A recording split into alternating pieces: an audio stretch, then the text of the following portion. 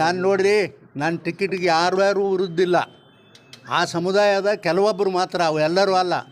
ಮತ್ತು ಹೋದ ಸಲ ಕೊಟ್ಟಿತ್ತಲ್ಲಪ್ಪ, ಗೆದ್ರಾ ಕೊಟ್ಟಿದ್ರಲ್ಲ, ಕಾಂಗ್ರೆಸ್ನವರು ಕೊಟ್ಟಿದ್ದರು, ಜೆ ಪಿಯಿಂದ ಕೊಟ್ರೆ ಎಡಬಲ ಎರಡೂ ಒಂದೇ. ಆದರೆ ಇವ್ರ ಗತಿ ಏನಾಗ್ತದೆ?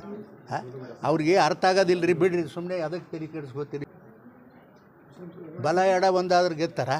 ಮತ್ತು ಹೋದ ಸಲ ಆಗಿರೋದ್ರಿಂದ ಏನು, ಕಾಂಗ್ರೆಸ್ನಾಗ ಇರ್ತಕ್ಕಂಥ ರೈಟ್ ಮಂದಿನೂ ಓಟ್ ಹಾಕಿದ್ರು, ಲೆಫ್ಟ್ ಮಂದಿನೂ ಓಟ್ ಹಾಕಿದ್ರು, ಅದರ್ ಕಾಸ್ಟ್ನವರು ಓಟ್ ಹಾಕಿದ್ರು. 2,60,000 ಸೋತ್ರಪ್ಪ.